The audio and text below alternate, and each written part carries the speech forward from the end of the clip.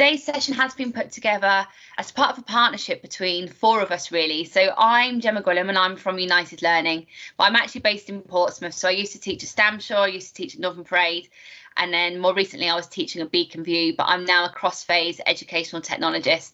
So I am from Portsmouth, love Portsmouth, and this project is really close to my heart. Now, I started working with Richard and Natalie as part of a Portsmouth education partnership, and was able to give my support to them through the EdTech Demonstrator Schools programme. So this means that all schools and colleges across England are entitled and able to receive free support as part of the EdTech Demonstrator School programme. We've been able to put this together for you today. It has been recorded and it will be shared with you. I've put in the chat box, I've popped a quick form if you did want to add any questions and didn't want to put them into the box. But hopefully you're going to find this really, really useful. It is part of 5 different sessions we're running throughout this week. So today's all about literacy in the primary phase, but we have got a secondary school teacher with us as well, because it's really important for us to extend this. And then there are other sessions throughout the week, including relationships between digital tools and pedagogy, reducing teacher workload, getting safe avoidable devices into young people's hands, and then also digital safety and digital wellbeing. So they're all available in the document I've shared in the chat, and I'll share them at the end again for you. So what I'd like to do now is I'm going to stop presenting and I'm going to hand you over to Ollie, who's going to introduce himself.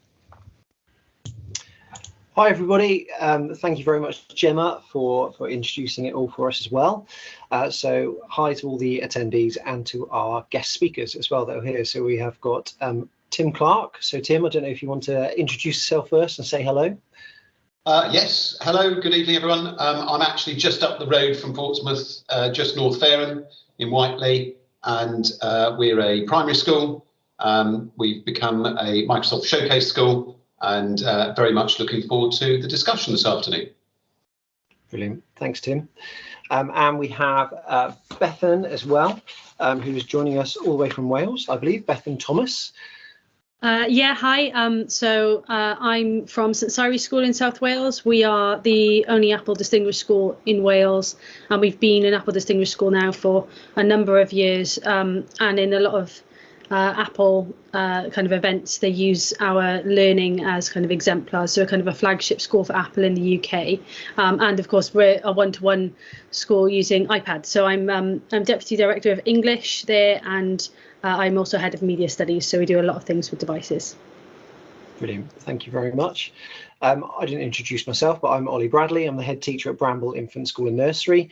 I'm not here as an expert at all. We're very much at the beginning of our journey on developing digital literacy, but I'm here just to kind of compare and to manage the questions. So if anyone has got any questions tonight, please put them in the chat, as we talked about already. But we have got a series of questions that we've put together, and I'm going to go through them, either throwing them to our guest speakers or just open them to everybody as well to kind of share input, share expertise, to see what I've got to say. So the first one, which I'm going to ask Tim and Bethan separately as well, is why do you think it's important for all children to have and develop digital literacy skills? It's quite a big one. So Tim, over to you. Oh, that's kind of start off with a nice easy one, Ollie. I think, from our point of view, when we look at how the world has changed over, the last 10 years, and I'm now in my 26th year of teaching, so I can still remember having overhead projectors and having sheets that we wrote on. That was my NQT year, which was very exciting. The world has changed significantly.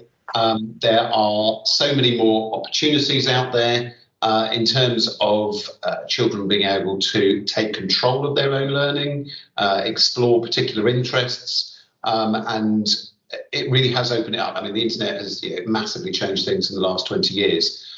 So I think from a point of view of, often we talk about helping children develop digital skills for the future and for their jobs, but actually I think it's also about for now. And interestingly, what you were saying, Ollie, about being early on in your journey, I say we're still quite early on as well. Clearly the last 18 months have been quite challenging, but also actually allowed us to try new things and to give it a go and not worry if things went wrong. And what we found, I think, is that children have been able to take more ownership. There's been that greater collaboration, and because of them developing their skills, actually they're able to not just consume things, but actually create things and be critical thinkers, working in teams to produce some really fantastic learning and some really fantastic outcomes, which have been, inspiring for us, inspiring for them, and open it up to a wider audience. Yeah, thank you very much. And I think I kind of completely agree with you. IT is so much bigger, isn't it, than just the computing curriculum or that bit. It's about the collaboration. It's about better pedagogy, really, I think. Bethan, sorry, over to you as well. Same question. Yeah, so just as Tim said, I think that it's that personalised learning journey that is so much easier to facilitate when students have their own devices. And, I haven't been teaching a massively long time, but even when I was in school, and even in the last school I taught in before the one that I'm in now, it was very much booklets and still the odd overhead projector being used as well. And I think the fact that students have this incredible facility to use these devices really kind of helps to spark their interest. And I also think that having the real benefit of them having these devices with them, rather than just having, IT suites, even if those IT suites are fantastically kind of resourced, is that we get to teach them the etiquette and the kind of the rules of engagement of kind of using these sorts of devices, rather than them just being sort of given them and expecting them to sort of fend for themselves. And I think that is something that we as educators have a huge responsibility to do, because as Tim said, the world has changed. We are a very digitally minded world now, and in both the English and the media that I teach, the focus on the literacy is this idea that a lot of the media that is produced, a lot of the media that these students consume is designed to manipulate them or designed to position them in a certain way. So right from an early age, we can get our students to understand this, to be aware of this, and to become literate in this sort of sense as well. It's okay to use a device in conjunction with traditional methods, and to explore kind of how to use this tool in the best way for them, rather than to be led by the tool as kind of a novelty. It becomes part of their everyday practice, which is really useful as well. Can I jump in on that as well, Bethan? Because I think, again, it's that idea of it being a tool. So as we might sort of say, children using rulers or scissors, etc., that type of thing. And I think one of the things that's been interesting from a primary point of view is that we'll often teach our younger children, will say we're learning about how to use this particular app or this particular program today. But what we found is that by doing that and skilling the children up, once they get to sort of, middle of Key Stage 2, once they get to year 4, 5, 6, they're then much more critical in terms of, well, actually, I'm going to use this app for this and this app for that. So last year we had, during the second lockdown, we had a group of year 6s who, although most of them were at home, used Teams, worked together on a wakelet for a learning quest that they were doing. They all split themselves up into pairs, went away and researched stuff, added stuff to this shared wakelet, and then a group of them produced, once they'd done that, a form as a quiz to go with it. And at the end of the week, that got then sent out to the other classes and to their parents. And it was an immediate sort of, well, actually, this is something that we've done collaboratively together, produced something we can share with others. And actually, time and space hasn't been in a barrier. We've been in 25, 30 different homes, but actually, we've still produced something that has been really fantastic and still within our curriculum we were planning to do. But I think if we weren't giving the children the skills early on, they wouldn't be able to then select different ways to overcome those challenges. I think that's incredible. I think that's a great story about the year 6 children there. And then Bethan, what you were talking about as well, actually, no matter the age of the child, it's the same reasoning, the same values behind it. It's the critical thing. It's the skills to succeed, isn't it? And actually going on further into adult life as well. We've all been doing the same, having those little light bulb moments of using technology at home to collaborate still. which actually leads quite nicely on to the next question as well, because Tim, you were also talking about the things and the tools, weren't you, and how we're using and teaching, they were using this app. But if we go right back to the start of the children's learning journey, back to the infant phase and earlier as well, in early years, but what good practice have you seen in infant settings, or in your own setting, Tim, with use of devices? So I think, as we were just saying, it's about having it there to support when required. For example, a good one that we introduced, we trialled this last year and brought it in. So we have a mix of iPads and Windows laptops here, because again, one of the things that we want is the children to be very happy and familiar with a range of different operating systems and a range of different devices.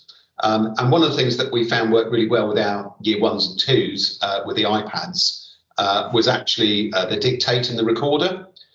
So whereas, and I say historically, by which I mean 2 years ago rather than last year, you might have had a group of 4 or 5 children with their phonics mat, with an LSA, and the LSA there scribing onto a whiteboard their sentence, then putting it down and then going and listening to the next child. And you'd have children sitting, waiting patiently for their turn.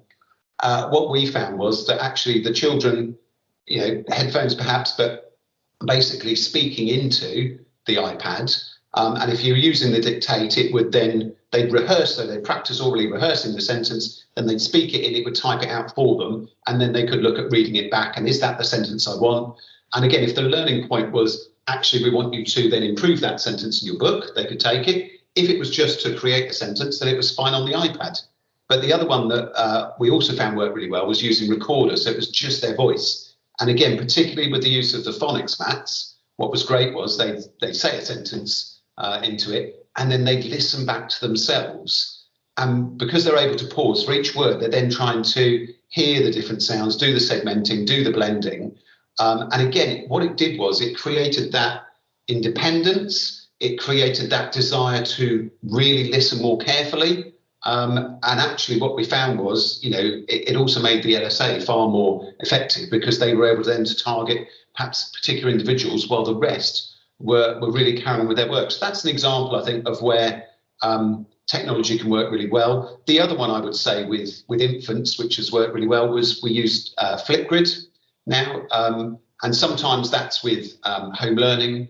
Sometimes it's in the class. And if you haven't come across Flipgrid before, quick Google search is brilliant. Basically, it's a platform where you can put up a little question, maybe a picture, and you put up a topic, and basically the children can then reply to it verbally. And they can either do it just as an audio, or they can do it video and audio. And we were finding, in terms of developing that speech and language, again, year 1, really, really impressive. Thank you, Gemma, for putting the link in the chat.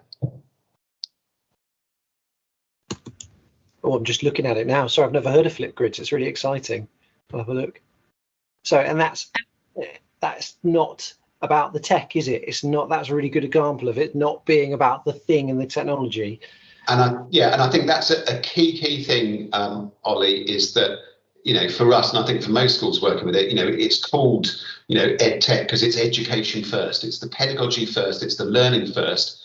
And it's at times using technology. So again, there'll be times where we say, no, we're not using tech. Actually, we're using the books. Actually, we're looking at this up in an atlas. So there'll be times when we don't use it, but it is about pedagogy and learning first. And it's just having the tech there to enhance it. Yeah, definitely. So Bethan, I just wondered, from your point of view, from secondary, kind of children coming up from primary, what are you seeing in terms of good practice? Actually, Flipgrid is a firm favourite of mine, right up to A level. It's a fantastic resource for debating, and remote debating through lockdown was really useful through that. And then obviously you get to create or collect really good exemplars for other students to listen to as well, which is really useful. Seesaw, again, Seesaw portfolios has been something that I've seen kind of used to great effect. And then for some of our lower attaining year 7s, in terms of literacy, so students who kind of struggle with their literacy, we find that Seesaw portfolios can be really useful, because it's that idea of them taking ownership of their own learning, and there's a whole range of different examples of evidence that they can upload there. There's more parental involvement, because you can get certain bits can be sent home to parents, and it's all kind of nicely connected up. And I know that if the primary school is committed to Seesaw, then it's like second nature to the students, and they're quite discerning then by the time they come up into year 7 as to what constitutes something that's worth putting on to Seesaw, and they understand when they've achieved something and when they can demonstrate that achievement, and that's quite useful for them being able to evidence, being able to, I don't know, construct different sentence types or modes or something like that. But I'd say, and what is really for us, again, considered to be good practice, and it very much aligns with what Tim was saying, is that students kind of respecting our iPads, and we've got iPads, we've got Chromebooks, and then we've got PC suites, and looking at that technology as a component of their wider education. So looking at it as an excellent tool that can transform aspects of their learning, but it doesn't facilitate their entire learning. It's there simply to enhance the parts that it can. But I mean, I'm an English teacher. I've got to get them to write in their books, and I think it's really important for them to write in their books. And the best practice is when students respect that the book is part of the learning alongside the iPad, and both can work together really well. Yeah, definitely. Thank you. Gemma, sorry, you had your hand up a while ago. Did you want to say something? Yes, I just wanted to say that Stef has joined us as one of our guests as well. Stef, do you want to do a quick introduction? Thank you very much indeed.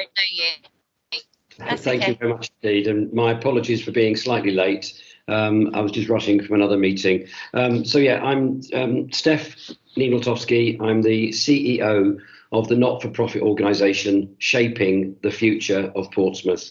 One of our key 3 pillars that we are here to support and maintain and grow is our support to the education, to bring business and education closer together, and make sure that the school teachers and the children coming through that learning process have the best access to not only career advice, but the type of industries and the demands that those industries will need from the next and future generations. So I'm absolutely delighted to be part of this forum.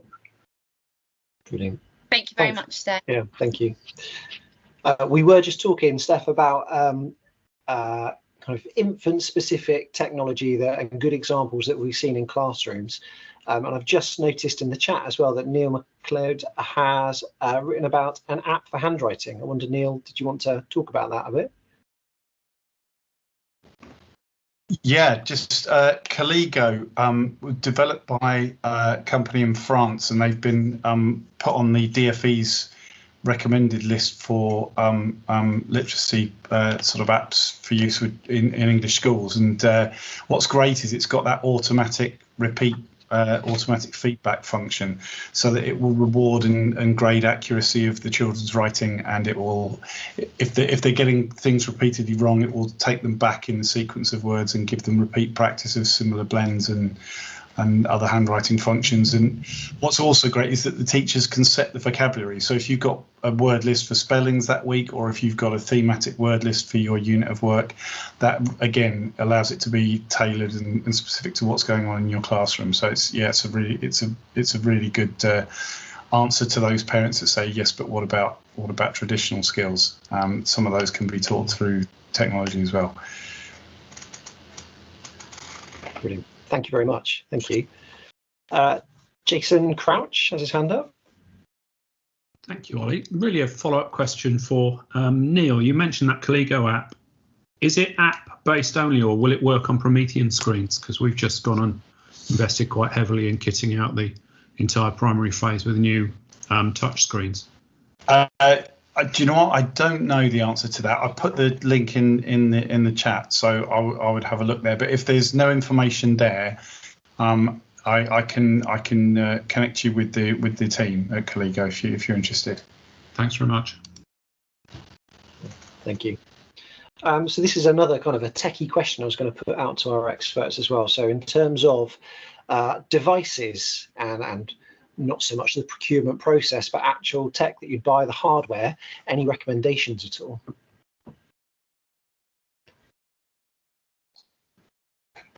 I mean, we're an Apple school, so I've got to say iPads. Yeah. Thought you might. Would say if you were to buy an iPad, 100% buy keyboards to plug into them, because I mean, I don't know how much extended writing you might do on them at primary, but we find that the keyboards are a bit of a godsend, and it's because it is quite a natural kind of typing with your fingers. So that's one thing I'd say.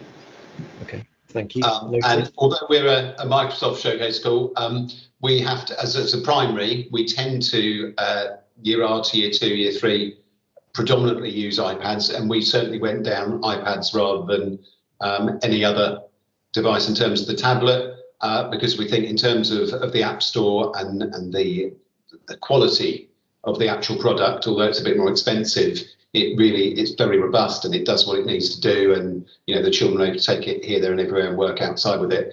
But as a primary, we didn't actually invest in the keyboards, but that's because we then move on to the Windows 10 laptops, which we sort of bring in year 2 up to year 6. And I think again it's about saying to children, you know, sometimes year 6 will use an iPad and sometimes year 2 will use a laptop, and it's about what's the purpose and what's it's for. And it was interesting, there was I think there's a conversation going on Twitter last week, a question about, you know, should we be teaching touch typing skills to our Key Stage 1 children? And obviously everyone's got a different view on that. I think for me, the fact that so much technology is now moving to dictate and sort of voice recognition, text, speech to text, I don't think it's as essential as perhaps maybe it was before. Again, from working in 25 years in teaching, I can remember when you know, we had the first laptops and kids were used to a mouse, and then it went to a mouse mat, and then they were used to the touchscreens at home, and they'd come in and find a laptop and they'd be going across the screen and go, no, it doesn't work. And of course now it does, because now you can get, so the laptops we've certainly got for teachers, we've got touchscreen laptops because it allows a lot of digital linking on things like OneNote and PowerPoint, et cetera, So from the teacher's point of view, again, it just breaks down that barrier. But we unfortunately can't afford to go touchscreen laptops for all the children as well. So as a head teacher, I do have a budget and I do stick to it, just about. Yeah, sort of. Thank you. Gemma. Yeah, so I bring something else to that in the fact that we actually have a lot of Chromebooks within our trust. So although at United Learning we are all 365, we did have over 25,000 Chromebooks within our trust throughout the lockdown period. So now we're looking at how they can be utilised in the classroom. So there's a school in particular that I'm working with up in Oxford, very small school, and very much quite like us actually in demographics. And because of they've had all the Chromebooks during lockdown, what they've now got is actually there is enough for one for every child from year 1 to year 6, and with some going home to support the digital literacy of children at home. And the children are now, I'm working with them to support, they have their Chromebook on their table, and this is very, very early stages at the moment, but it's becoming that case of a bit like us at the moment. So I'm taking notes in my notebook as well as obviously being on my laptop, and that's what they're beginning to get into a habit of in class as well. So building on the tools like Dictate and Immersive Reader, developing that independence and the 21st century skills that our children need and are going to need as they go into the jobs across the city, about really building that into a classroom. So yeah, Chromebooks as well, another device, and utilising those from lockdown. I think in my experience with very young children, we have experimented with, for budgetary reasons, cheaper tablets and things, and they just haven't been as robust enough, and we're constantly replacing. So we are, where we can, investing in iPads that seem to do the trick, but also, like Gemma just said, we have got banks of Chromebooks, Chromebook laptops that are working nicely. Yeah, thank you. So next question I've got on my list, if that, and I can't see any other kind of contributions on that note, so I will move on. But how might technology be able to accelerate learning and address gaps that have emerged post-pandemic? So I think that's a question that's big on everyone's minds at the moment, definitely is mine. So I just wondered, any examples, Tim and Bethany, around that? Well, I think just picking up on what we were just discussing, so the tool of Immersive Reader. So if you've got 365 accounts and you haven't come across Immersive Reader, it's one of those apps you've got to have a look at. It's on a whole range of things. You can get it on Edge, you can get it in Word Online, PowerPoint, OneNote, Flipgrid, all sorts of things. And what's really fantastic with Immersive Reader is it will take a text, it will allow it to be read to a child. They can change the speed of the voice, they can change whether it's a male or female voice, they can change the font, they can change the font color, they can change the background. So if you've got children with dyslexia, they can change that. It will highlight nouns, verbs, adverbs. It will do a little picture dictionary. It's quite amazing how much it can do. And what we found is some of those children perhaps who struggle with the reading, when you're trying to look at a text as a whole class, actually, while the others might be reading it quietly, again, they'll sit there, they'll listen to it, they'll have it read to them, and they're able to then access the same quality of text as other children in the class, even if they struggle with the reading. The other thing I would add with that, and again, I was showing this about 12 months ago, and it's fabulous. So there's an app that you can get called Office Lens, which is basically a scanner. You can have it on your phone or on a tablet. And the idea is, so if I've got, let's say we're reading a book and a child is really struggling with it, not a problem. I just scan it. It takes it as a document. It can then open it up in Immersive Reader and it can literally then read it out to children. So if you've got a child who's struggling with a piece of paper, within 20, 30 seconds, you can have a digital version that they can adapt in all sorts of ways, colours, backgrounds, and have it read to them. So that as a tool or a set of tools, the Immersive Reader and Office Lens have been fabulous for us in terms of, for some of those children with the gaps and the barriers, that's been helpful. The other thing that we spent a lot of time investing in last year, which the staff really didn't perhaps appreciate when I first suggested it, but we did weekly on-demand learning videos.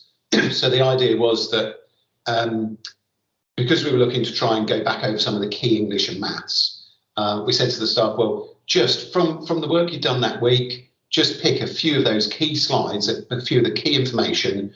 PowerPoint allows you to record over the top of it. You can save it as an MP4 video, and then we'll send it home for home learning. So as a school, we've now got, we did a lot of them last year. We've got them on our school YouTube channel. And what's great in terms of this year is staff are saying, right, beginning of this lesson, just watch this video. Or, right, you guys, you didn't quite get this afternoon. Again, rather than sitting there with an essay and going, I want you just to watch this back 3 or 4 times. Or I'm going to send that home to you and I'd like you to watch that as part of your home learning. So it's that blended learning element, that hybrid element of actually we don't have to just teach the children when they're there in the lesson. And we all know that there's some children who get things after hearing it once or twice and some who need to hear it 10, 20 times. And so making those short videos that they can watch and rewatch has been really, really powerful for them. Is that something you're still doing now, kind of post-lockdown and thing? Well, what we've done is I've said to staff, you don't have to produce it each week because we spent a lot of time making them last year. So what I've said is, from a workload point of view, please use that resource. You invested the time, so make sure you're signposting people to them. We put them on a YouTube channel, so it's easy to just send the link. Some of the staff are saying, actually, I want to just redo this one, Tim, or there's a new one I haven't done. Now, if they're choosing to, fine, but I'm saying you shouldn't be doing more than 1 or 2 a half term because we've got that whole bank of set of videos that are specific to us and our school and our curriculum, which work really well. Okay, so that's really about increasing that link between home and school. Then there's adding to that acceleration of learning, like the catch up, if you like that phrase, around it. Okay, thank you. I'm learning so much. There's all these things I've never heard of. Bethan. Yeah, actually, it's exactly the same story with us. So what we found, especially with our year 7s and even really our year 8s, is that parents haven't had a normal school year with us yet. So, our year 8s, the last proper year they would have been year 6. So parents want that connection that bit more. which is really nice. So we've been able to really utilise technology to do that. And because of lockdown, kind of an upside of lockdown is that parental engagement with technology increased, because obviously their children were at home more, so they wanted to be involved with what they were doing on a day-to-day basis. So we use Google Classroom in our school to share resources and things for students anyway. It means that at the moment where there's quite high absence levels because of COVID, it means that students are able to complete work at home sort of at the same time as it's actually happening in the lesson. We did go through a phase of doing Google Meets while we were teaching a class, so we'd have them on Google Meet, so if they had any questions sort of in real time, we could respond to that, or we had a chat function up for them. That's a bit hit and miss, if I'm honest, but you know, having that opportunity, that facility there is really useful. But we've also found that videos have been hugely useful. So we make resources and then have videos kind of talking through those resources, or we have videos talking through exam questions. Both as an English department and a media department, we've got YouTube channels where we talk through different kind of aspects of our curriculum. And as a whole school literacy strategy this year, we're making a bank of videos so that staff who aren't literacy specialists are able to, for example, if there's examples of comma splicing in students' work and staff aren't confident teaching that, we can direct them to a standard video that talks students through how to address their comma splicing. So it takes the pressure off the teacher having to sort of explain it if they know it's wrong, but they don't want to explain kind of why. But then it also gives students a kind of standardized way of explaining that as well. So yeah, video has been really, really useful, and just that that real blended learning aspect. So being able to communicate with home that bit more, being able to kind of sort of differentiate by including lots of different lots more kind of scaffolding than we would necessarily kind of have printed. The iPads really allow for that, allow for us to share loads of different exemplars, have them color coded with this and that and the other, and not be sort of breaking our printer's budget as well. Yeah. So you were saying that the tech actually supporting teacher CPD as well to accelerate the learning, to get over those missed gaps. Yeah, massively so. I'd say that at the start of this year, I sent out a questionnaire to all staff saying we're going to make this bank of literacy videos as a whole school literacy strategy, and they'll be available for students to access on their iPads at any point. You just signpost when you want them to do that. You know, what would you like them to be for? How would you want to use them in your lessons? And what do you want? And we were expecting kind of people to ask for kind of much shorter videos, you know, revising how to use apostrophes or something, and they'd be able to set that as a nice easy homework. But actually staff said that they would find it really useful to have videos about, I don't know, structuring essays, writing appropriate introductions, topic sentences, using connectives and different types of connectives, things that I suppose as English specialists we might take for granted, and I think also as primary teachers you might take for granted that teachers might know that. But if you've not gone through that process of learning as a secondary specialist, if you teach geography and the last time you did an English qualification was at GCSE, then you won't necessarily have those tools. You probably understand them, but you wouldn't necessarily be confident to deliver them to a class, and that's what staff really want. So we've kind of developed now this idea of a teaching and learning podcast, which we'll be launching this year as well. So again, kind of sharing research-based CPD, so any books that we've read and talking about them and how we're applying them in the classroom. Podcasting as well, by the way. There's a couple of different websites. Anchor is a really good one, where students can host their podcast for free and they can have it on iTunes, and it looks really legit, which they love. And students really like that idea of creating that media and kind of putting that together. So that, again, has been a really good revision tool. We've got a GCSE English Literature revision podcast. So there's just so many avenues out there once you have that device.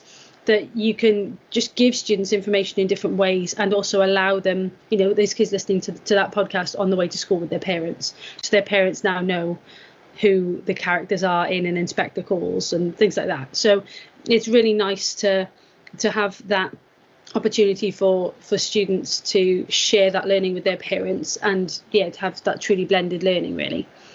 Yeah. Brilliant. And I think it's here to stay as well, isn't it? We are going to continue doing that and use it. It's brilliant. Just saw a comment that Gemma wrote as well in the chat there about having a bank of videos to draw upon, and I personally think that would be really useful. We kind of work around that has started. So in another PEP group that I'm part of is developing phonics videos for professionals about how phonics works, so that Key Stage 2 going into secondary as well has that knowledge of how to catch up the learning and can become experts on that, even though that might not be a speciality of the teaching. Thank you. Stef, just aware, have you got anything to add around that about how technology can be used to accelerate learning, to address gaps? Thank you. So my internet connection has been better, so my apologies if I'm a bit broken up. So I hope you can hear me okay. I think the thing that has come through totally from listening to you guys today, and I don't profess to get all the acronyms, so I do apologise if I've missed some of the key messages here. The fact of the matter is that somewhere around 70% of jobs today use technology, right? And around 40% of the jobs that actually use that technology, so 40% to 70%, basically the workflow is driven by intelligent software. So what we need to do is we need to be able to show and demonstrate to all ages in schools how this collaborative, sort of almost passing of that virtual piece of paper now happens. So, for instance, if I talk about my own Shaping annual conference in January, we aren't printing one piece of paper. Every single piece of activity is on one SharePoint portal. We're all contributing. I was down at the South Sea Coastal Scheme today with Jeanette and the team, and they were telling me how they keep that project, which is a massive project, on scheme. And what's happening is the guy who's actually driving the steamroller, flattening out the piece of land for the next piece to go onto, takes a photograph of what he's done and uploads it to their Google SharePoint. And therefore, the project manager's got a live and active, regular, updated, site. That person could well be in Glasgow. They're probably not. The project manager's not going to be in Southsea. So I think business has to explain better to teachers and students how they have to embrace this, because by the time they come through the system, that 70% and 40% are going to be 80 and 50 or 82 and 55. And we've got a role to play. There's no point us sitting here saying, why aren't you understanding this? We've got to come in and help you by explaining it and showing it to you. You mentioned about videos, the Explore Your Future videos that are now starting to get traction within the city. We should look to bring that from someone explaining their career to someone explaining how technology is used in schools. Real people explaining how they do their work with technology. And we must support you in doing that. Yeah, definitely. Thank you. It's really interesting to hear from that industry point of view, that example with the steamrolling. It's amazing. Yeah. Tim, sorry. The steamroller driver taking a photograph of the piece of work he's just done and uploading it to a SharePoint site. Yeah. Amazing. I was just going to come in on that, Steph, because I think, one of the things that we found over the last 18 months, through necessity, but definitely ways that we're not going to go back, we have really transformed the way we work. So 24 months ago, we had a system where everything's backed up on the server in school, and most people were not being able to access it remotely, even though the option was there. And we had an email system where you had some people never remembering their passwords, and you'd go and have a conversation and say, oh, you haven't replied to that email from 2 weeks ago. Oh, yeah, I forgot my password about 3 months ago. I haven't read anything. And there's things like, so we moved hugely, whether you go Microsoft or you go Google or you go Apple. So we went down the Teams route. But what we've managed to do as a staff, and I think, again, it's the point you were making there about staff realising it, it's also about staff realising again for now and in school.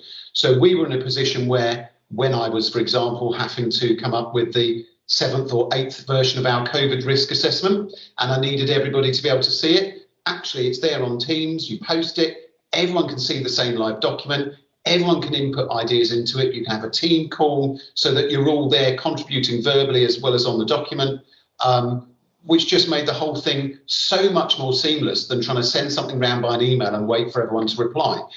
Things like with the children, we had, for example, we're at Church of England School, we have a celebration worship on a Friday, and we have a special book. Now, 2 years ago, it was an actual physical book, but obviously when we came back last September, it was, well, we've got to stay in our bubbles, we can't pass it round. Well, we'll just use OneNote. And the bonus with that is you don't then have that whole thing of, oh, who's got the book, when can I add to it? Everyone's able to add, everyone can see who else has added, and whoever's there taking it, well, whether it's on a phone, a device, whatever, it's having that accessibility. And what we found was that a number, particularly of our support staff, who perhaps sometimes missed out on messages or felt, well, actually, we're never invited into that, or we don't know what happens at that. Actually, you know, staff meetings, well, it's all there. Everything's in that staff meeting OneNote. So if you're not able to attend the meeting, you can still easily see what was discussed, what was shared. You can go back and find the information. And it's become much more democratic. It's become much more open, which has been really fantastic. So I think, you know, it isn't just about helping the children prepare for industry. It's actually about saying, how do we work as schools in a far more effective and seamless way that allows everyone to contribute? I agree, and I keep beating the same drum, Tim. We have the responsibility of bonding and getting closer to you to help you and all of the staff understand that and show it to you, so you do an even better job in doing today to you know, show it to the children who are coming through. And certainly, you know, we have somewhere around 8,000 businesses in the city of Portsmouth. 8,000. Around 6,000 of them have less than 9 employees. 6,000 of 8,000 have 9. So an incredibly small, small and medium enterprise island. Very entrepreneurial, and you know, and these people are desperate to help their next generation understand how business is run today and how business is evolving. And I look forward to working with all of you guys to bring that to you.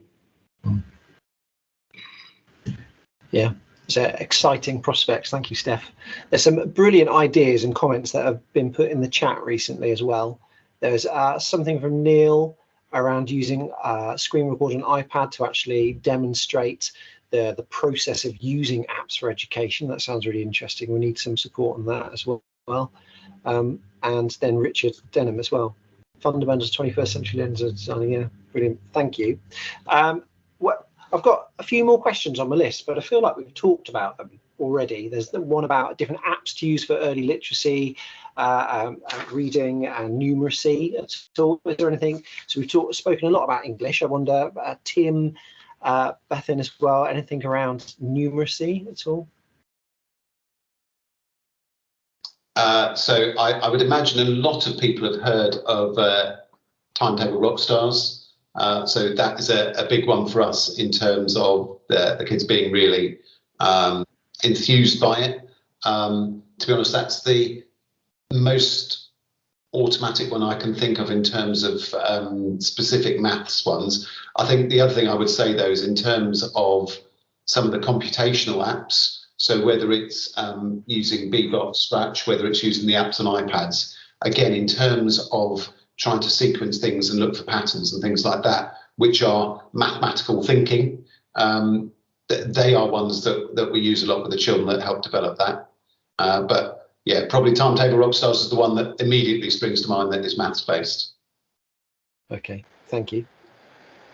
Yeah, for me too. Timetables Rockstars we use in form time and tutor time in the mornings, and there's a league table for year 7, 8 and 9, and the top form each half term gets a prize. So yeah, it's still something that we very much use here and kind of encourage the students to use. And I'd also say just kind of following on from the screen record function on iPads, it's such a fantastic kind of tool, both for English and for maths, really, or well, for any subject. And what's really useful is using screen record, and if you have an Apple Pencil, because that's how you can model handwriting. You can model workings out, and it's just like recording a piece of paper, and it's so much easier than even when I first started at our school. The DT department used to make laser cut wood like stands for our iPads, so you could hover the iPad kind of half a meter above the table, so the camera would film you doing stuff underneath,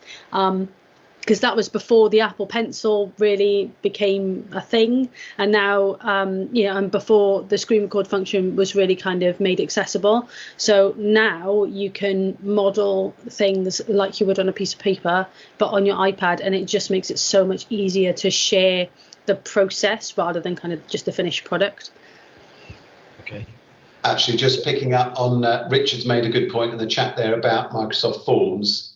I don't know if you want to come on it, Richard. If not, I'm happy to share how we're doing it. But as you came up with the idea, it might be better for you to do it. Oh, I was just suggesting that it's that the maths AI function within the Microsoft area, Forms is just one of those things that uses that maths function and the AI. You can also use it in Microsoft Whiteboard. So apologies to those that are Google or Google or Apple schools, but yeah, those functions within that I've been really impressed with that. And actually, it goes beyond. It's almost too powerful for primary, but actually is really, really helpful. Actually, it deals with formulas. It's actually so clever that even I couldn't understand some of it sometimes. So it's actually a really powerful thing if you're in secondary, because it sort of solves it and it knows if you've got it right or wrong anyway. So it's more powerful than I realised.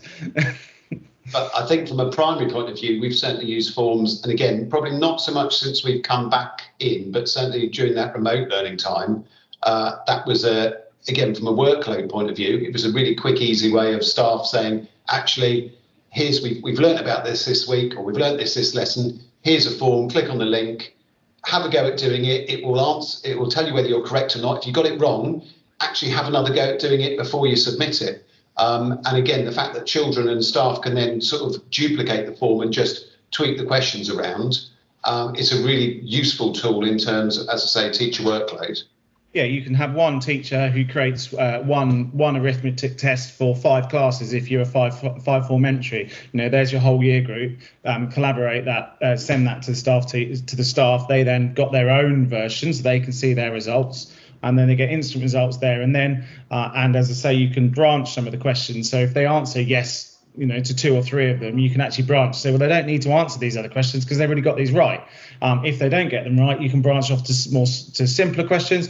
And the other thing is you can also give that instant feedback. So we're using the same technology that we're using throughout the whole key stages and in the professional world, but it's tailored to education, and you can give that instant feedback as well. So you can choose the answers. I think the key is the planning. And that's the pedagogy, isn't it? That's how teachers are using the tools. Well, what are the questions I'm going to ask? You're not just giving a load of random answers. You're giving questions. Well, hang on, what's the misconception? And then the feedback of that misconceived idea. So then the answer is a misconception, and your feedback is, hang on, you thought this was this, or is it simple as, well, you subtracted rather than added? Well, that's simple feedback, and as you say to him, they can then go back and then resubmit, and you can see, actually, look, there is live feedback.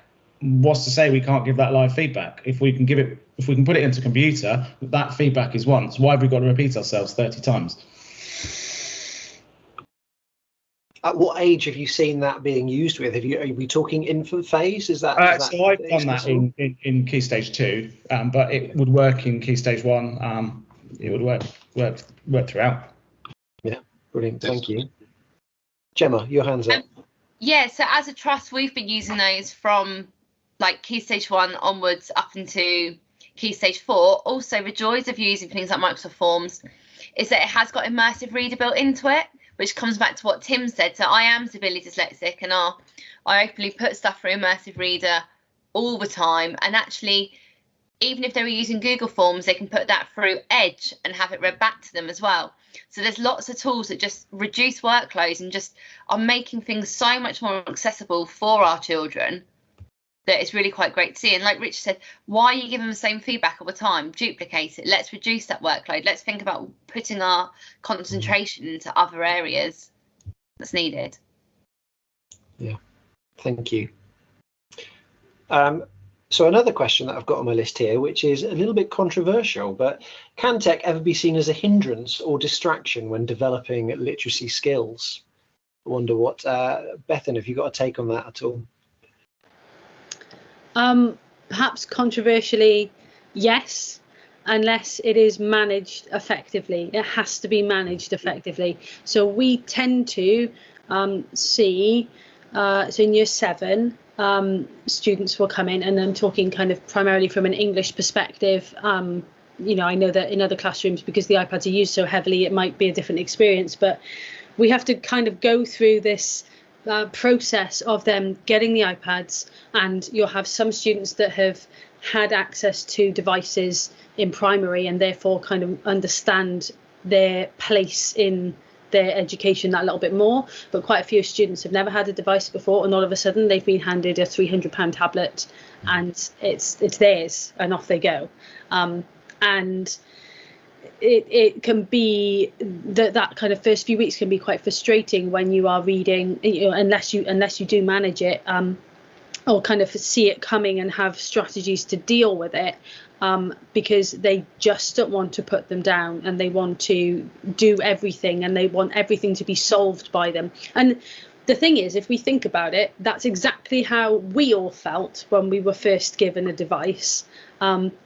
You know, when I first got my Nokia 3310 and it had Snake on it, or whatever it was, like that was still a device that I thought was completely life-changing. And they're just going through that process. The difference is that the device they're being handed, you know, they probably got a mobile phone because they're going to high school now, and they've been given this incredible tablet that can do everything. Like, it's got the same computing power as one of the first rockets that went to the moon.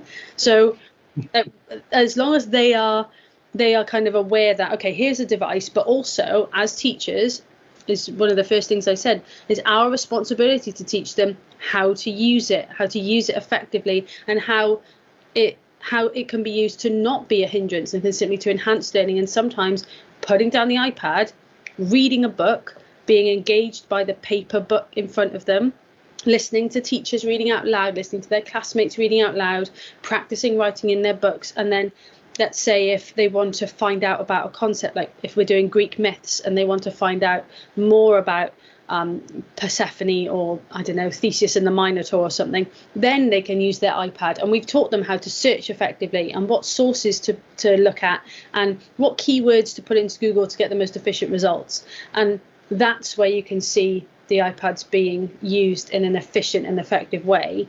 I think, honestly, if you just leave them to run loose with them, then they're obviously going to want to use it for everything, because it is more exciting than, in their minds, than a book and a pen. But once you kind of guide them and give them those kind of standards and expectations and ways of using, methods of using that iPad as part of their more holistic education, then they can be seen really as an overall force for good.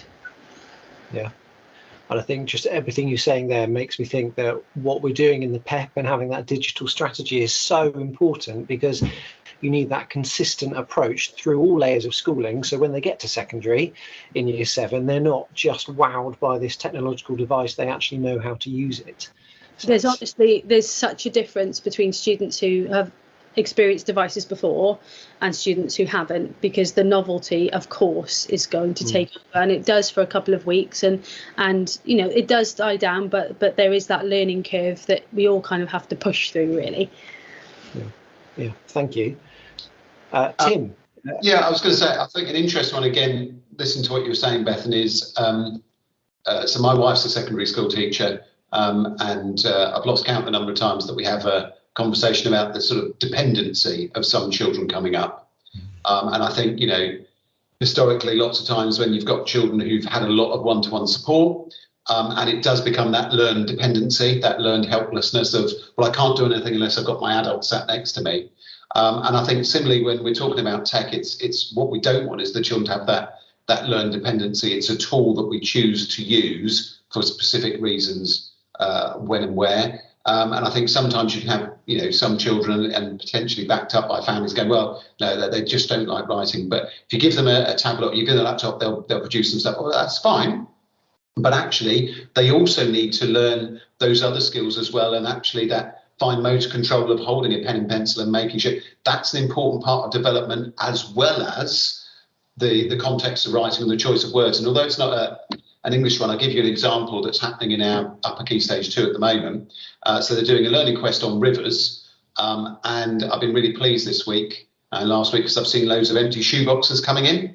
Now, they could be creating models of rivers using, I don't know, something like Minecraft and do it brilliantly. But actually, they're saying we've deliberately chosen that this time we're going low tech and we're using shoeboxes and we're actually using paper and other materials, and we're doing it with, scissors and glue and more of a, so that it's about giving the children that variety so that they can see that there's different ways of doing it and actually developing that wider range of skills. So that they can then, again, it's that cross-fertilisation of, well, we tried it like this with this, we tried it like this, and actually for this next project, we're going to use this way of doing it because that's the way forward. So again, with writing, we want the children to be able to say, actually, there are times when I do want to be jotting stuff down with a pen. So although I nearly do everything now in OneNote, I was in a meeting earlier, we had stuff up on the board, but I still had a couple of Post-its that I was scribbling on, and it's important that I'm able, as an adult, to be able to do a range of things with my writing, and we need the children to be able to do that as well. Otherwise, we're hampering them.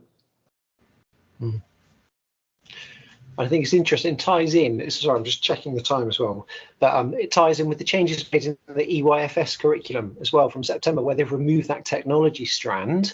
And actually, we all know that technology should be integrated throughout and used as we've been discussing. But I wonder why that strategic decision was made. Is it because we're seeing 2 young children sat in front of screens at home and in school as well, but they need those real life experiences. They need that balance, don't they? Stef, anything to add? Can technology be a hindrance at all? Yes, it can. It can make you lazy. Certainly can do that, and it can stop you being, inventive and passionate and creative in the job you've got. But that actually is the responsibility of your manager, your leader, your supervisor, whatever the term is. Their job is to actually inspire you to fall in love with a job, to help you, to explain things to you, and give you that spark.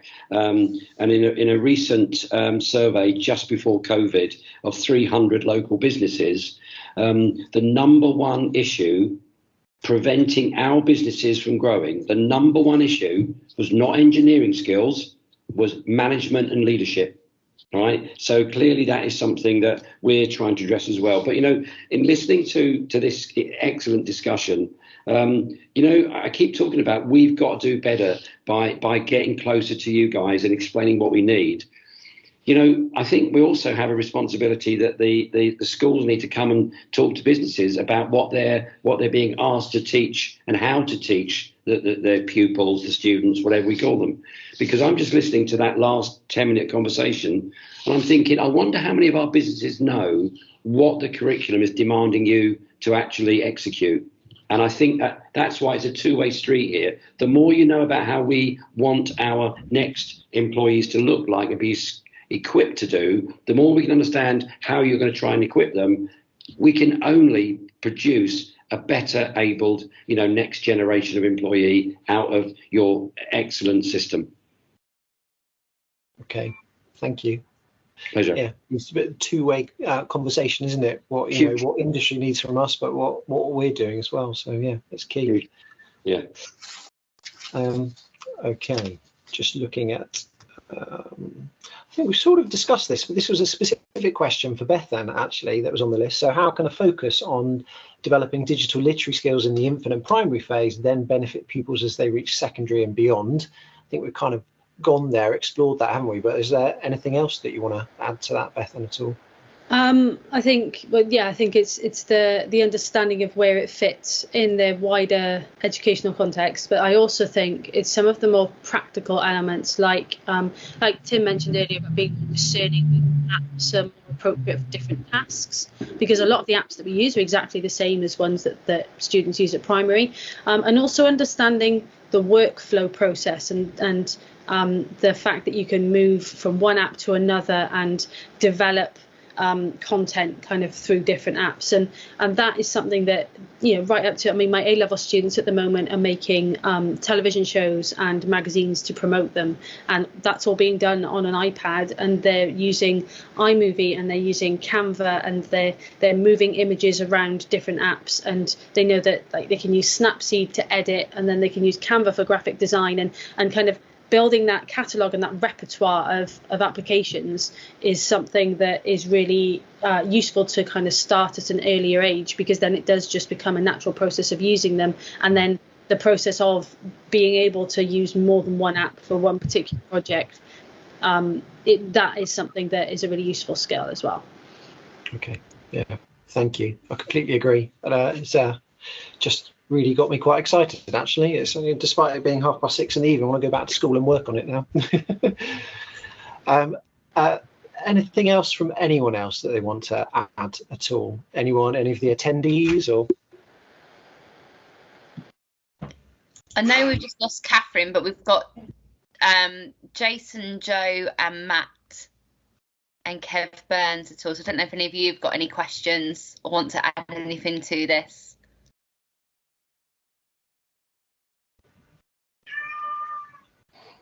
No, I just want to say thank you very much indeed. It's lovely to hear the different ideas. Tim, it's lovely to hear how things are going at Cornerstone and how the development is happening there. I think it's a really exciting time to be in education and to make that difference to everybody. So thank you very much for everything you're doing. It's been very inspiring tonight, and I wish you all the very best. Thank you, Matt. thank you. I'm just reading all the things on the chat, but yeah, brilliant. Thank you. Tim, your hand's up. Yeah, I'm just going to do my shameless plug, if that's all right. So I put a link in the chat. Basically, myself and colleagues here are running a series of primary-focused free online training events during the course of the school year, sort of an hour between 4 and 5, most of them after school. I think we've got 6 over the course of the whole year. We've got one next half term on Flipgrid and Wakelet. So just to say it's there, it's all free. And if it's helpful to anyone, it would be lovely to see people there. I might take you up on that. Thank you, Tim. But yeah, thank you very much, everybody. Have a lovely rest of the evening. Thank you, Gemma and Richard and Natalie and everyone for organising as well. And thank you so much to Bethan and Tim and Stef as well for joining us this evening. All right. And thank you, Ollie, for comparing for us. So thank you, everyone. I have popped into the chat box, obviously, a link for tomorrow. Feel free to share with anyone that you think might find this useful. And obviously, again, thank you to everyone that has made this possible. And our guests for giving up your time. Have a lovely evening, everyone. Cheers. All the best for the rest of the half term, everyone. Bye. Bye.